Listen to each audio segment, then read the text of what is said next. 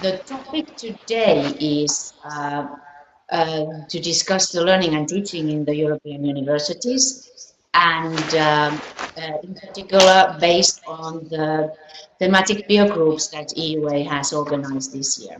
We will talk more about what the thematic peer groups means and what they've been doing, but first some practicalities. My name is Loukkola.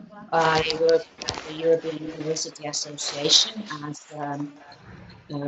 Director for Institutional Development, and I've been leading our learning and teaching activities in the last year. The speakers today will be Goran Dakovic, Policy Project Officer at EUA, who is here with us, talking about some of the basic things we have been doing.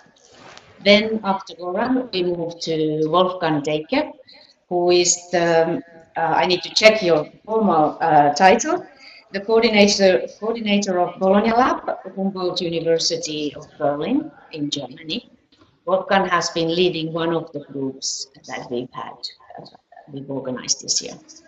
And then we have Joanne, who is project leader Défi in International, the University of Bordeaux in France, who took part in in another group.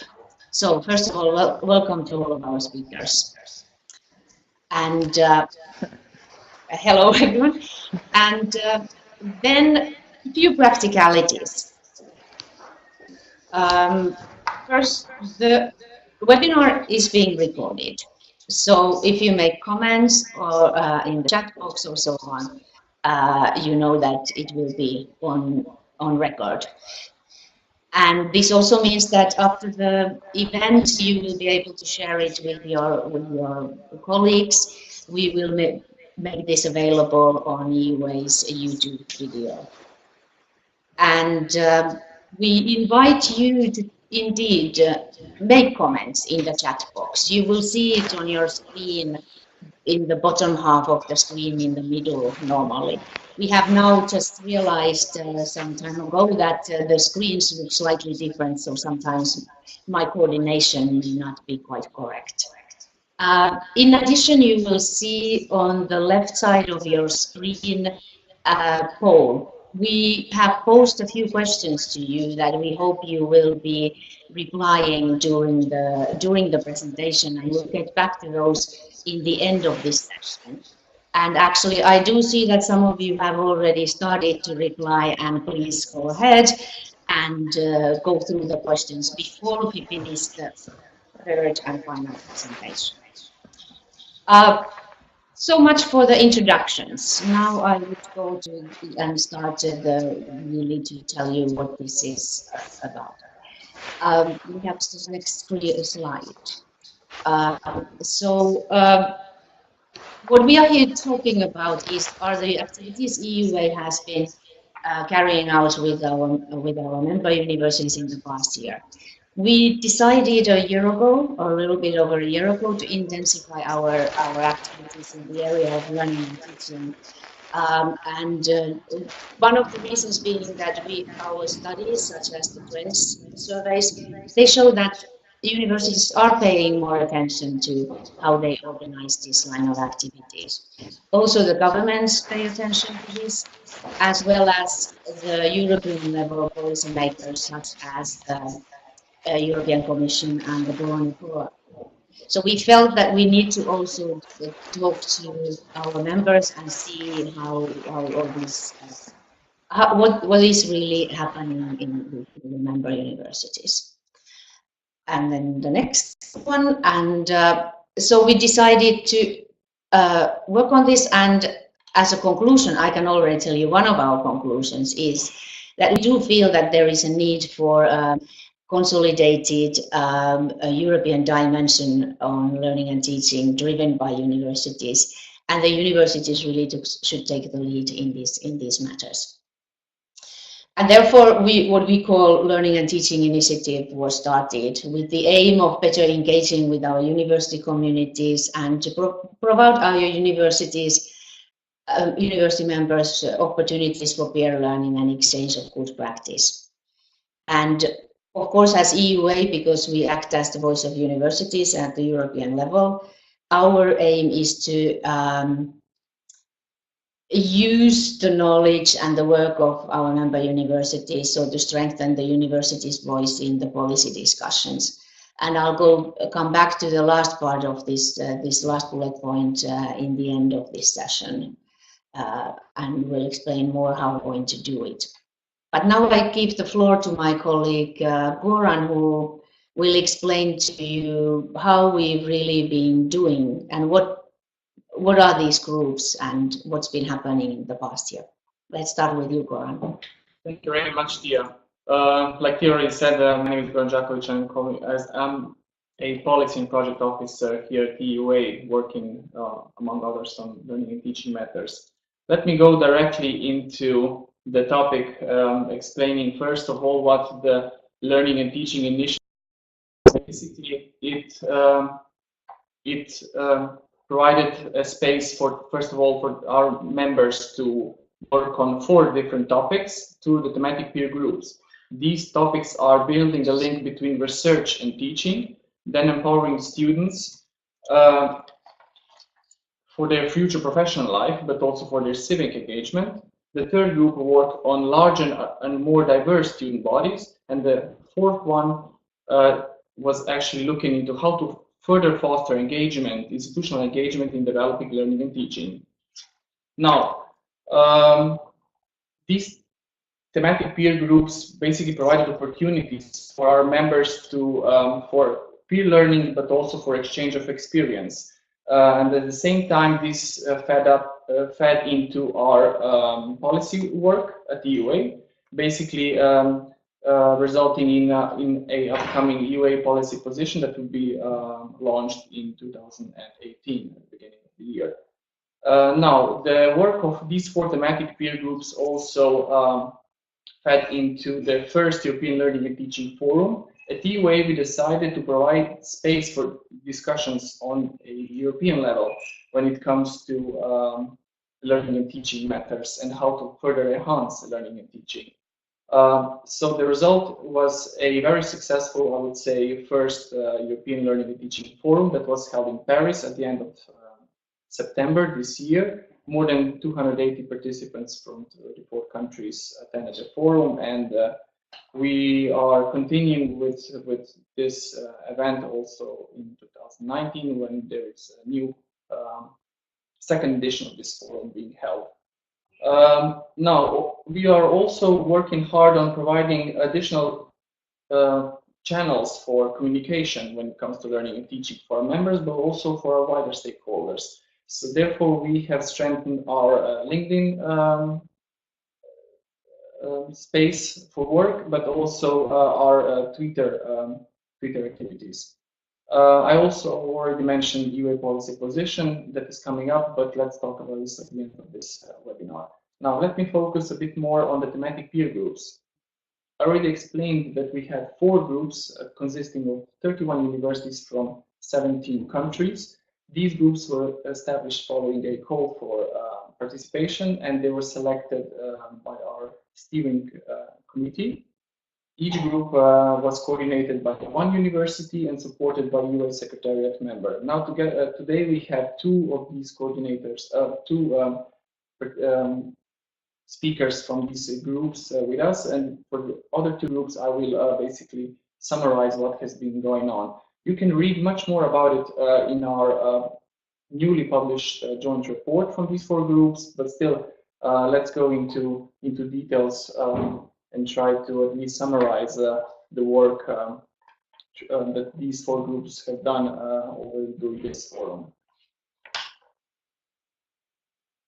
No, I will focus on, as I already said, on 2 thematic peer groups. One of them talked about empowering students for their future professional life, but also for their civic engagement. Now, the theme of this group was basically how do universities respond to the needs that society has when it comes to having informed citizens, students, and that are capable of critical thinking, reflective thinking, and are able to meet the expectations that society is giving towards them. The group formulated 3 recommendations. I will just list them, but then I will focus on one of them because there's not enough time to dig into details for all 3 of them. Nevertheless, you are free to pose questions also on the other 2 ones, and we can then discuss the discussion time. Now, the members of this group provided both 3 recommendations. First one, that universities should integrate and explicitly identify skills development, therefore competences, transversal ones and professional ones, into the formal curriculum. The second one, that universities should recognize or reward skills that are developed outside the formal curriculum through non-formal learning, through civic engagement, and still being recognized as valid competences. And the third one, that universities should basically take the responsibility, ownership, and opportunities for reflection for transversal skills across the institution. This should be really embedded into their culture. I will focus on the first one, basically how universities are integrating and should better integrate also skill development into the formal curriculum. Now, the group emphasized that it is often that these set of skills are seen as some kind of extracurricular activities and that are only accessed by a small percentage of students. Therefore, in order to engage all students, in order to grasp the most out of transversal skills, this set of skills should be offered to all students inside the curriculum, not as part of extracurricular activities. How to do that? The group identified 3 possible ways. First, that a certain number of ECTS points should be allocated for civic engagement or transversal skills development. Now, the group was very well aware that it's not always possible to make this a compulsory part of the curriculum. Therefore, they provided also some other recommendations, such as reviewing the existing curricula and trying to emphasize the aspects of existing curricula that can and should cover transversal skills. Now, one very interesting aspect that comes into forefront when we are talking about this matter is that not only curricula should be adopted, but also the learning and teaching methods. This was very strongly emphasized in the group. Much greater emphasis should be put also on how learning and teaching methods themselves can contribute to providing these kind of skills. Now, this can be done through service learning, research-based learning, problem-based learning, etc. Some additional considerations in this matter. The group strongly emphasized the need to provide not only additional resources for this matter, but also change culture, institutional culture when it comes to this matter. There should be much more flexibility allowed from institutions to design their own curriculum and to adjust it accordingly to the needs of society when it comes to transversal skills. There should be better cooperation between academic and support staff so that all involved persons understand what the learning outcomes are. Then, if possible, the evaluators should separate the assessment of knowledge and skills whenever this is possible. Yeah, this is basically it when it comes to this thematic peer group. I have gone really briefly through it, but let me emphasize that you can read much more about it already or in the newly published joint report of all 4 groups. Now, let me also talk about the thematic peer group that talked about larger and more diverse student bodies. The group here discussed the topic in relation to two sets of challenges. One of them being the pedagogical challenge, so basically how to teach in larger groups.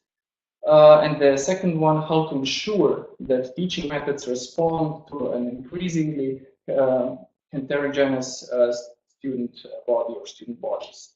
Now, both of these challenges were studied in regards to what is expected from students, therefore, how to sustain their engagement, implement student-centered learning, and how to ensure their progress from the very beginning of their studies.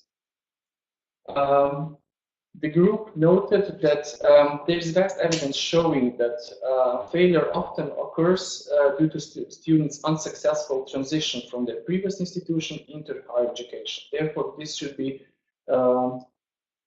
there should be much more attention put to this part. So the group came up with 4 recommendations related to the topic. First one, to improve communication between universities and the wider community to already understand who their prospective students are. The second one being that there should be stronger focus on inclusive support and skills provision during the studies, already from the very first day of studies. The third one, they emphasize the need for student-centered, practice-based learning that activates basically students and addresses the diversified student bodies. I will talk about this part in a moment. But before that, let me also list down the 4th recommendation provided by the group. That one is about the continuous interprofessional support for staff, for university staff in this regard. Now, just briefly about the student-centered learning.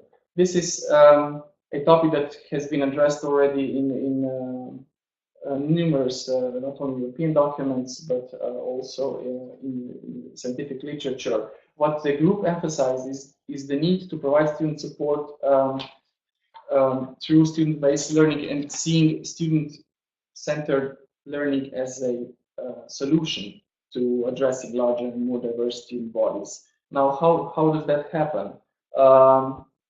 The thing is that student-centered learning can personalize students' learning, and in this regard then addresses the diversified student bodies. But this again creates a clash, if I say so, with the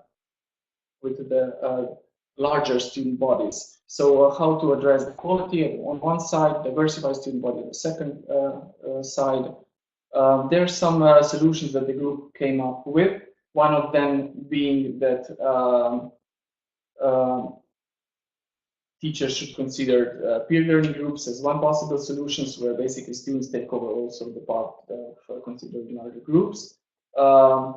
Practice-based problem-oriented learning throughout groups is also an opportunity. But most importantly, before I finish, let me emphasize that there is a need to provide a stronger match between learning outcomes, teaching methods, assessment, resources, and also even the capability of academic teaching staff.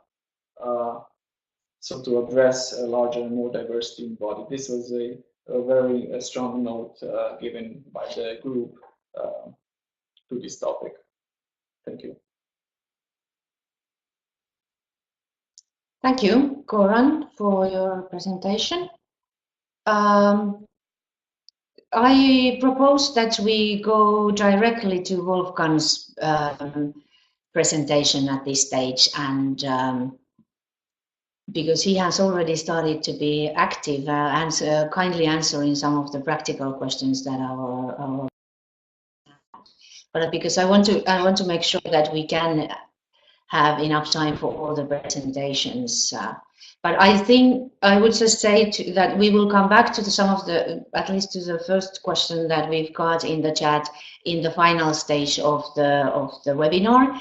And I encourage you all to post questions in the chat box, further questions from our speakers.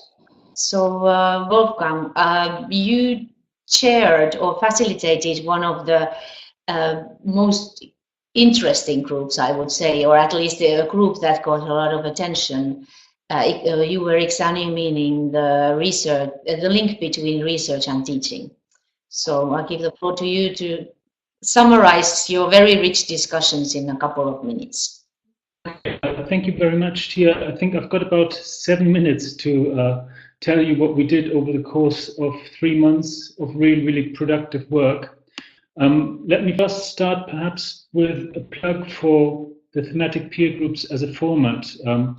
I really enjoyed working with the group. We were a diverse group of 8 different types of higher education institutions from 8 different European countries with very different understandings and intentions as far as the linking of research and teaching goes. So some of us were interested in training future researchers. Others wanted to use the linking of research and teaching to further independent learning. Some were concerned mostly by employability of our graduates, some by social engagement. So there was a real richness to the group, but we managed to gel very well, to work together very well. And what you can see in the report, in the final report that has been published, is just the tip of the iceberg of our discussion. So to all of you who are out there, I would encourage you, if you have a theme that's covered by the thematic peer groups in the next round, to actually put yourself forward for taking part in it. It was a really positive learning experience for us. The main striking finding is that European higher education is still hugely different as far as the contexts under which we operate is concerned, but we very quickly hit upon a similarity. We have the same problems irrespective of what the context is, which for me as a sociologist is fascinating, that different conditions can produce the same outcomes.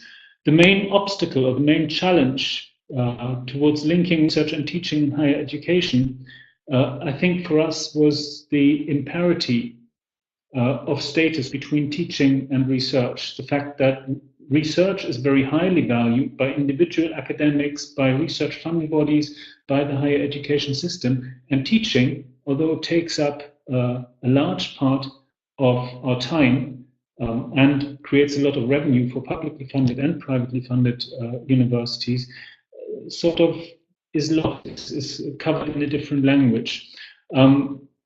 Our colleague Martin Eriksson from the University of Borås in Sweden actually worked out for us, with us, these 4 different paradoxes of the imparity of status between teaching and research, which I won't go into because otherwise I'll not have time to get to the conclusions, but you can read up on them or you can contact me or Martin for a printed version of the talk we gave in Paris.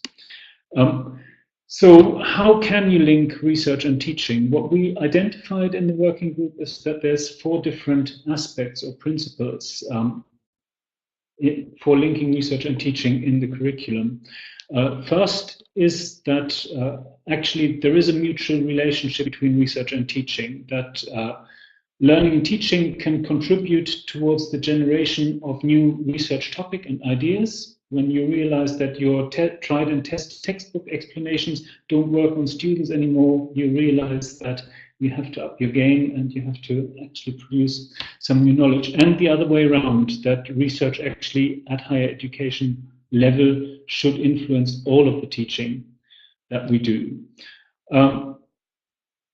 We also focused on the theme of students as researchers. This actually created a bit of discussion or controversy because there's different perceptions on whether students at undergraduate level or to what extent students at undergraduate level are actually already capable of working independently as researchers. As a group, I think we've reached a definition and we've reached a conclusion that yes, they are, if you challenge them, and maybe not all of them like it and not all of them should be active in research, or it's not for all of them, but at least at undergraduate level, you can train students up, and you should train students up to reach a level of research literacy.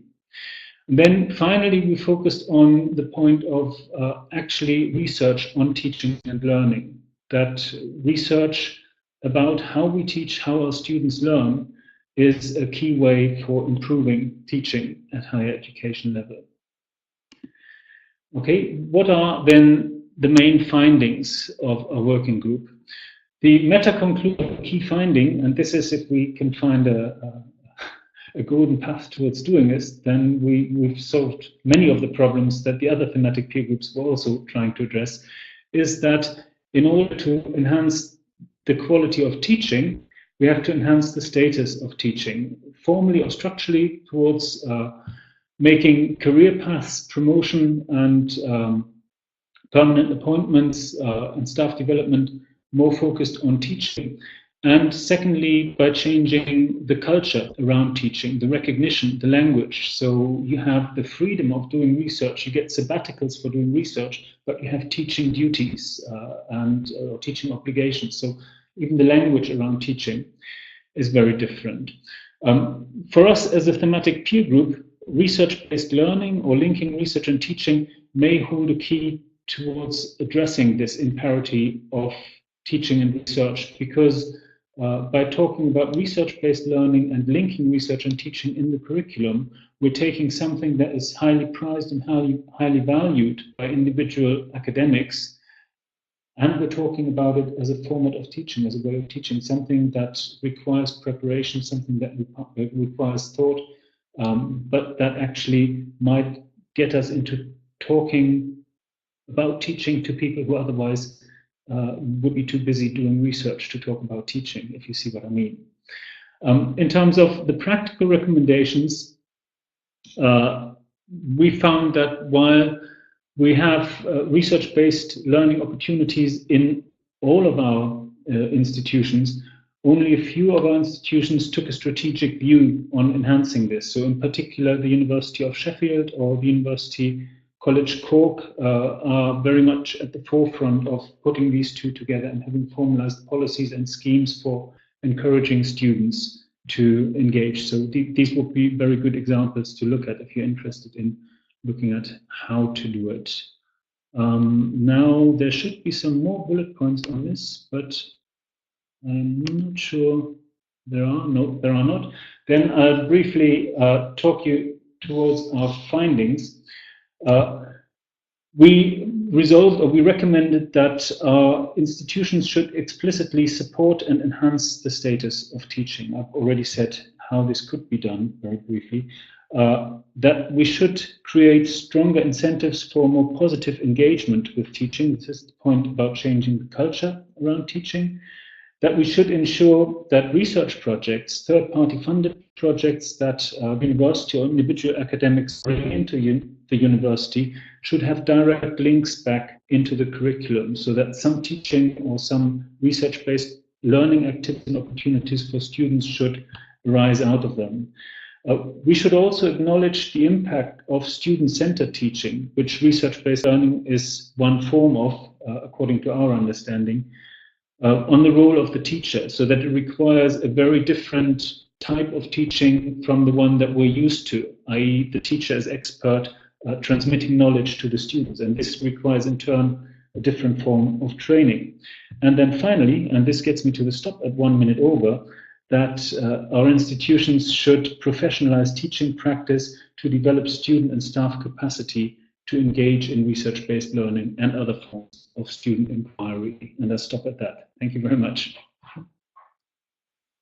Thank you, Wolfgang. Very interesting and extremely challenging task to try to summarize all your discussions in 7 minutes indeed. And the report is available, and actually there you've got a lot more material. I would just want to take the moment to remind our participants that there is a second and third and even fourth and fifth question in the survey or poll that we have in the left corner of the chat. And one of the questions we've asked you is how does your institution address the disparity between the status of research and teaching? And we would be very interested in knowing how you do that. We'll get back to the results in the end of the webinar, because this is really one of the issues that did come up in I think in all the groups. But I do have one question to you, Wolfgang, at this stage, is already that one of the recommendations that your group came up with was that We should try to integrate the research into the curriculum and the teaching from the bachelor level onwards, or let's say from the beginning when a student comes to university. Was this something that was very easy to conclude among the group, or were there those who thought that no, it's not possible to do it from the beginning, from the first year onwards? The short answer to this is no. As a group, we didn't have a problem to conclude this, but then the people in the working group are all already part of the choir of the converted. So yes. We all believe that it should be done, and we didn't need to convince ourselves of what we already believed. But if you like talking about this issue, all of us reported or had experienced some resistance against the idea that undergraduates are capable of carrying out their own research, because usually the answer comes in two different sorts. You talk about research-based learning to academics, they either say, oh yeah, but that's an old hat. You know, I do research, I teach, all of my teaching is influenced by research, so what are you trying to tell me? There's nothing new here. Which of course isn't quite what we mean. It's great that then would be research-informed teaching, but it's not what we mean by research-based, by actively engaging the students with the research we're carrying out. And the other side, I guess, are people who say, oh no, they're undergraduates, they know nothing, they need to be trained, we need to teach them the basics before we can let them anywhere near expensive experiments or dangerous machinery, or, you know, working out things, building structures that are actually supposed to work, to function safely. So between these two answers, and I think we all experienced this type of resistance, that people would say, oh yes, at PhD level, at master's level, of course they're capable of doing research, but not at undergraduate level. And I guess the answer is it's a slide. It's a sliding scale of capabilities. There isn't a one point at which the student magically becomes research capable and they tip over it. But it's a gradual process. And this is really something that you need to discuss and work out with academics at your institutions. Yes, yes. What the arguments that you just summarized are very familiar to us as well, that I think everyone hears them regularly. I think we'll take a break from the discussion. We'll come back to all the questions. But I'll give the floor to Joanne next to talk about something that Wolfgang, which is the fact that we would want institutional strategies for the learning and teaching. And we actually had one group discussing how could we foster the engagement in implementing these kind of strategies, and in general developing learning and teaching in our universities. So Joanne, I'll give the floor to you. Hello. Well, thank you, Tia. First of all, I'd like to reiterate what Wolfgang was saying about what a rich experience it was to work in this peer group format, the structure of the peer groups and the people from different universities all over Europe. And this exchange of practices was extremely rich and interesting, and it was, again, very interesting to see the things that were similar as well as those that were different. Our peer group was looking at fostering engagement in developing teaching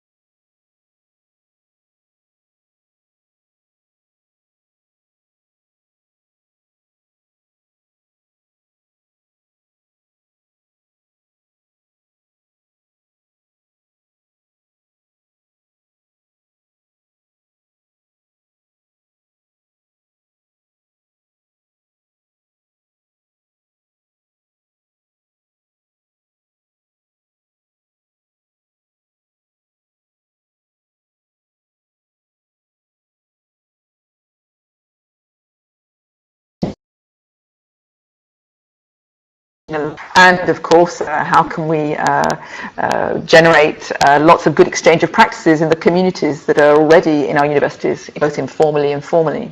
So in this 5 cluster of challenges, an overarching question that I'm going to focus on a bit more now is how can institutions recognize, celebrate and reward teaching? But before I get to that, actually, I'm going to go back and just go over a few key points that I think are worth looking at from our peer group. Again, I invite you to go and look at the report where it's explained more extensively and not quite so quickly as I'm doing it now.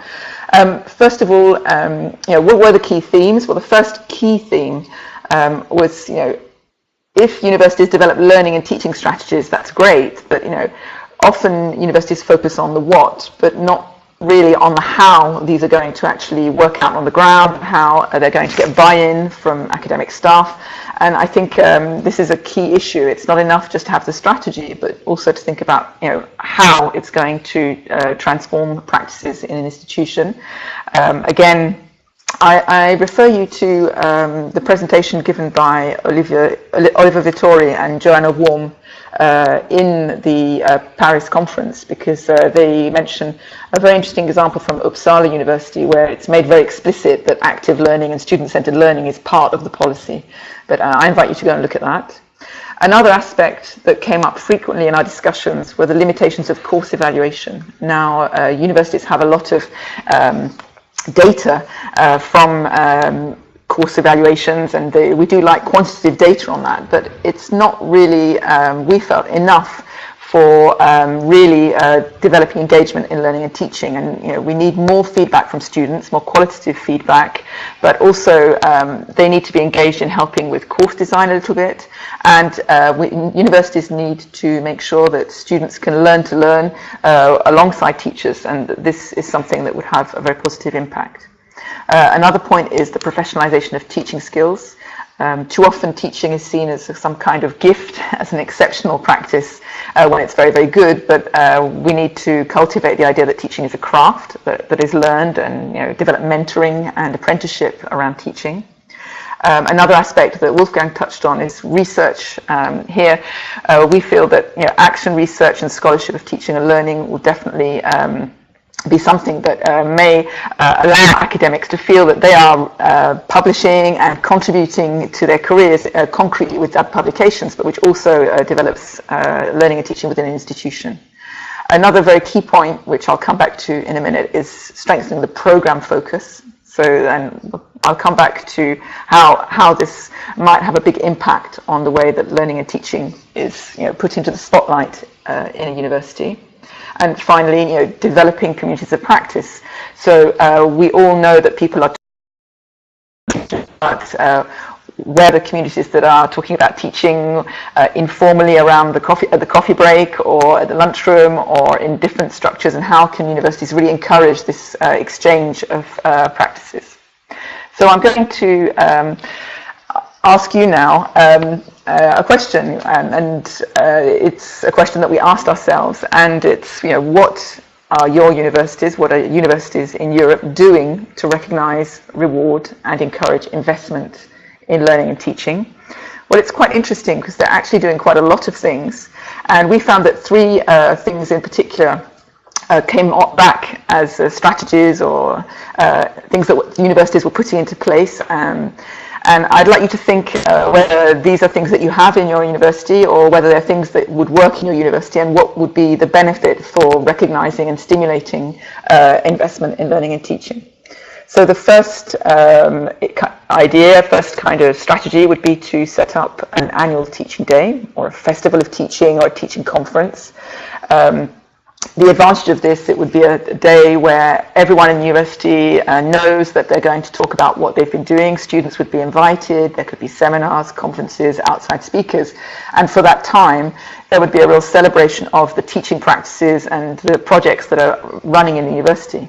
In the same way that universities really push their research successes to the forefront, we would encourage universities to organize these events to really make teaching very visible, and to make investment and quality in teaching something which is very visible within the institution.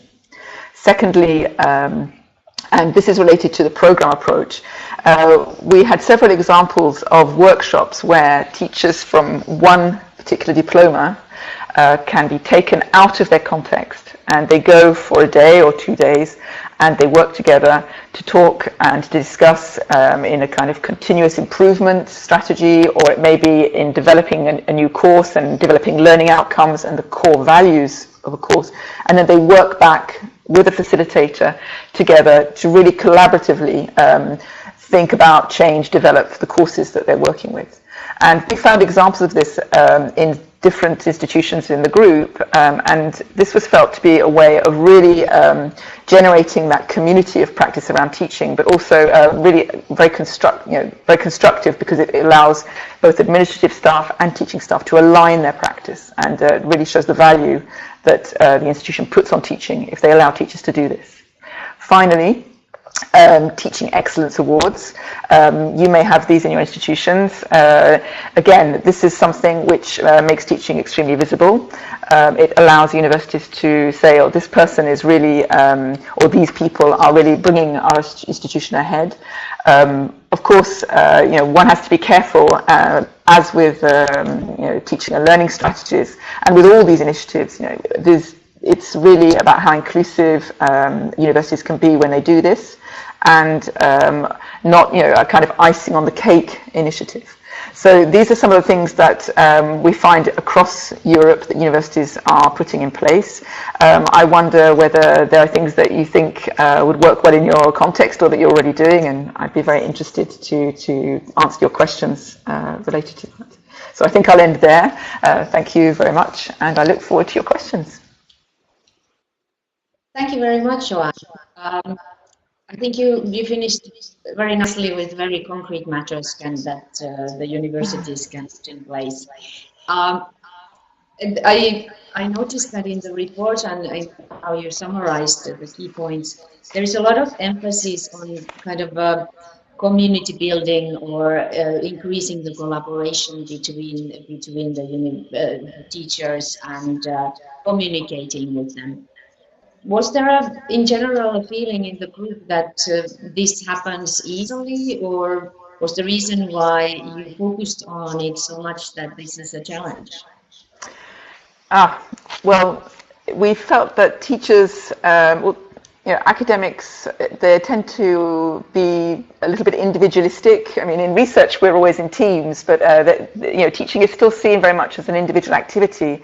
And although there are formal structures, commissions and committees and program meetings, there may not be enough informal discussion where people actually talk about what's happening in the classroom. We felt that people tend to think of this, that academics tend to think of this as more of a private activity.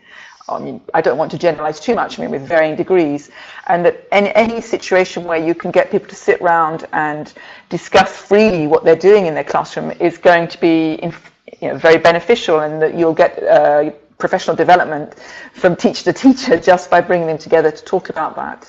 Unfortunately, while we felt that these really informal networks are very powerful, we think it's also really important to emphasize that informality and talking about teaching at lunch means that teaching is kind of always pushed to the margins, whereas research is kind of put in the middle.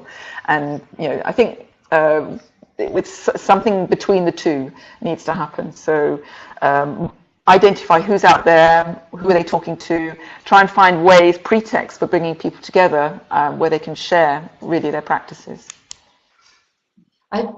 One thing that has been interesting is that we invited each group to talk about their respective topics, and there are a lot of themes that come across that all teams or groups talks about, because what you're saying reminds me of one of the paradox that Wolfgang had on his slides about the academic work centering around teaching, but then again the prestige is with the research.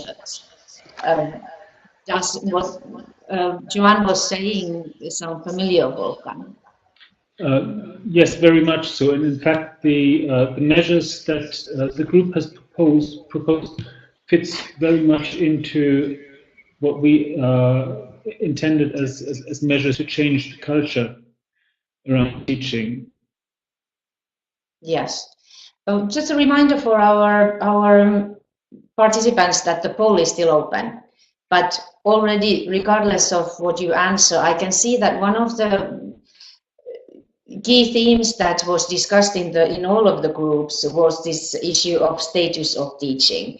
And I can see that in the first question, the participants also are bringing this up, that, you know, what are the obstacles for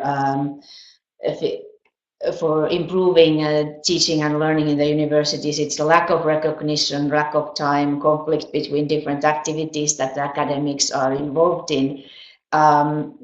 Really the issue of fixing the status of teaching. When you were discussing this in your respective groups, was there a discussion to what extent this is something that the universities can fix themselves, and to what extent this is a system level issue? Perhaps Wolfgang, if you start. I think we had mixed experiences. So from a German perspective, I can say that I would very much welcome some kind of national policy initiative or a national body of funding for development in teaching in particular. We have the quality path for teaching in Germany, but that it addresses some things in teaching. And my project is funded by it, so it addresses some of the quality issues, but it doesn't directly aim at or exclusively aim at linking research and teaching. And I think when it comes to career paths and the idea of professorial appointments or permanent jobs at universities, then teaching at the moment is not at the forefront in making those decisions. Of course, Germany has a federal structure, so it's different from other countries, and it would be a land issue to deal with, but the Kultusminister Conference, our body for making these decisions, could, but probably won't do something about this. Joanne?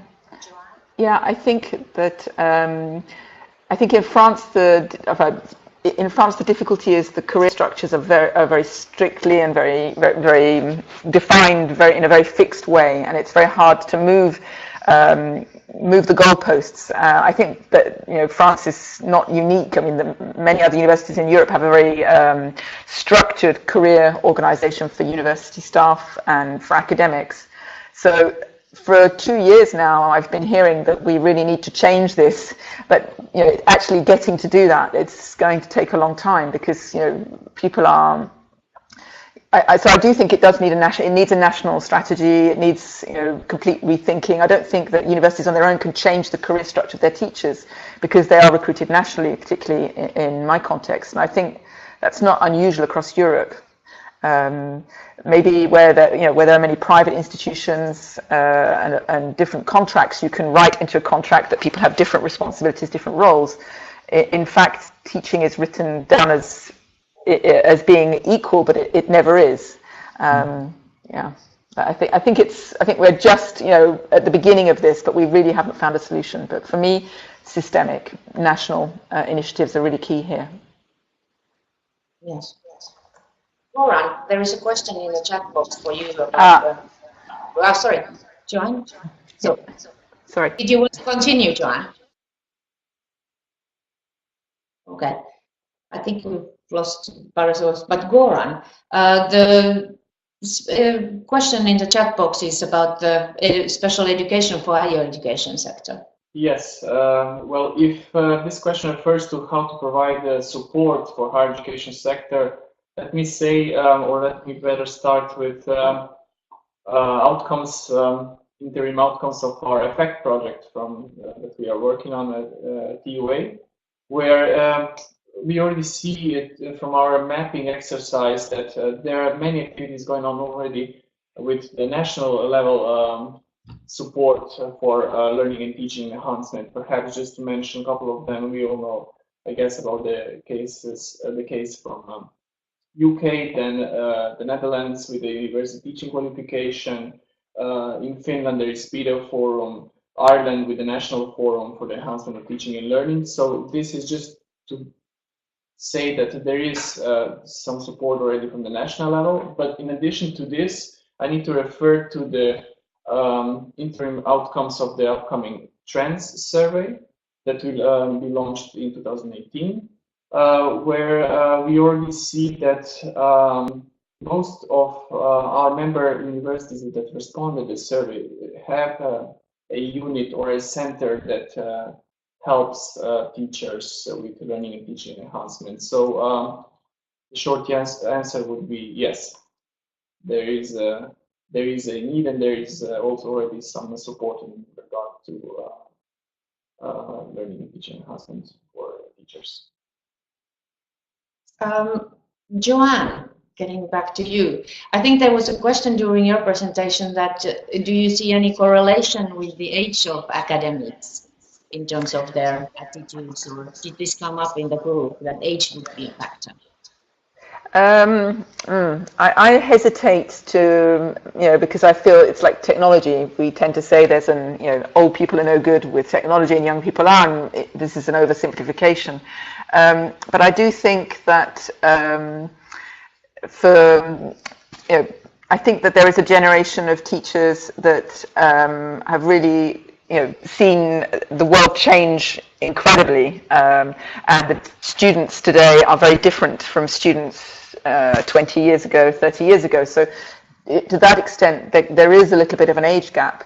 But at the same time, I think, we have in every group in our universities and every age, teachers who are very invested in teaching and learning.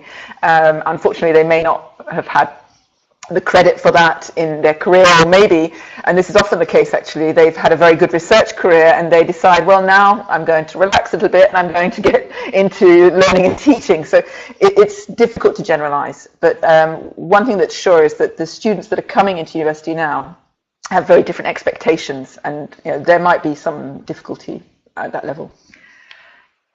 Yes, I think there's a comment about we need space for the program of team development, and I think this is a lot. This is something that really comes up in Joanne's your group, that the team, we need to have teacher teams working, and I think the program focus was on that as well. But Wolfgang, you want to add? This came up in your group, I think, as well. Yes, directly, and this is what I meant when I said that maybe research-based learning or discussions about linking research and teaching can actually produce beneficial outcomes for the quality of teaching. At Humboldt University, we have a very particular interpretation of what research-based learning means. The Bologna lab has devised its own training program around this. And we've, after 3 or 4 years, this is completely voluntary. We got the first requests from departments at our university to talk about changing their teaching profile towards research-based learning. And my initial gambit is always to say, well, are you sure that this is really what you want? Or do you just want to talk about, making it, linking it to research in different ways? No, research-based learning, that's what we want, because there's a high priority to that at the moment. And when we talk about it, and we end up with talking about, well, really we're talking about small groups being actively involved in ongoing research projects with adequate supervision, being guided at every step of the research cycle, then usually the response is, oh, we didn't know that, but in terms of our capabilities and the student-staff ratio, that's not possible. But what usually happens once you get past that point is that we start a discussion about what is already being taught, and we look at the curriculum as a whole, and we look at how different activities throughout the curriculum overlap, and we try to find space and find ways in the curriculum throughout the 3 years of a bachelor's degree of building little research activities in that prepare students for their bachelor's thesis and so forth. So we make the whole curriculum a lot more research focused. This is the punchline now, to get back to Joanne's point. The fact is that in these meetings, for the first time, these departments actually got together as a whole and talked about teaching. and talked about what they're doing. And you have that moment where you stand in front of the class and the student says, "But sir, statistics, I've never heard of it. I don't know, I'm in my second year, completely new to me." And suddenly you think like, oh my God, now I'm under pressure to teach them all of statistics in 2 weeks, and I must do it myself. Whereas if you know what your colleagues are doing, you can look back at them and say, well, I'm sure you have attended the class of Mrs. Pageze, or you will be seeing Mr. Dakovic next year, and he'll explain it to you. And I can be sure of that because I know them and I know what they're doing. So in many ways, even though the outcome of making everything research-based can't be achieved, is not possible, and it's not desirable either. They talked about teaching and massively improved their understanding of what skills and potential they have in their team right next to them, available. And it's something that they didn't know previously because they never talked about it. They never took time out to talk about it. And I guess if we'd made this a session on teaching development, a different set of people would have come. Yes. We will close the poll, but while we do that, I give the floor to Joanne to react. Okay, I just wanted to say that I haven't met Wolfgang, we're in different countries, but I think what's really interesting is I'm involved in a similar transversal project, and but for languages, for internationalization, something completely different. But I totally understand what he's talking about because I'm bringing teachers together for something. And it just so happens that they're talking about their teaching practice for that thing, and they're meeting other teachers and exchanging loads. They go away and they say, "Oh, my goodness, I've had, I have a different perspective on what I'm going to do now. I'm going to try different ways of teaching." And when they go back into the classroom, we can see that they've changed their practice, but not just in international classrooms, in other ways as well. And I think what's interesting with what Wolfgang is talking about here, and what I'm trying to say is that when there's a pretext for bringing people together, if you say to them, "Do you want professional development? Do you want to have teacher training?" They might say, "No." But if you bring them together for something else and there's a lot of exchange around teaching practice, then you get a lot of buy-in, a lot of enthusiasm, and you can really, really progress. And this is one of the reasons why I think the program approach is so powerful, because even if you bring people together for a program workshop and nothing is put in place afterwards, the simple fact that those people have been together for a few days with this strong focus on what they're doing in the classroom will have a very positive impact, because it's more exchange about teaching as a practice. So that's really interesting. I think that's something that's gives us ideas about how we can put in place initiatives that help push teaching and learning along. Thank you. Unfortunately, we're running out of time, but now we're going to, and the results of the poll were not very high, but if we can have a quick look at them. I think I gave you a little sneak peek already that really the status of teaching of these challenges and obstacles that we are facing. Then again, when it comes to the addressing the disparity between the status of teaching and research, it looks like very different activities are taking place in the universities. And finally, then if we go to the next ones, next questions, then we can see that quite a few of those who replied have institutional strategy in place. We have some open question answers as well. That being said, the time has run out. We promised you all that we are going to take 1 hour for this. So I am in a position where I need to finish the presentation.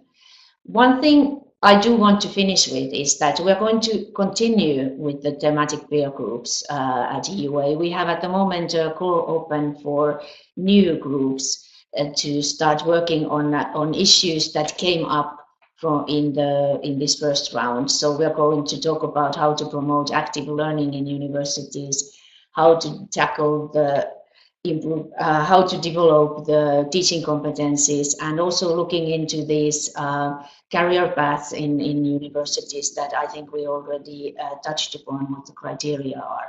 And then finally, how do we really at program level evaluate the learning and teaching? So these will be the next steps. Maybe we can have the panelists back. But and I just wanted so that I can take the moment to thank them. And while I do that, I also say that EUA will continue with the webinars. Next time, these webinars in 2 weeks will be about something completely different. So, Joanne, Wolfgang, and Goran, thank you very much. And I apologize that we couldn't give you more than 7 minutes to summarize the findings of your group. But as said, and as you have had them available in the bottom corner of your screen, there is a full report on this, which also, I have to say, also only give the tip of the iceberg, as Wolfgang said, of the discussions that took place in the group. But I hope they do give you some inspiration as to how to go about working on your learning and teaching in your respective universities. And we will next year. Thank you, Joanne. Welcome, and Goran. Thank you. Thank you. Thank you. Bye.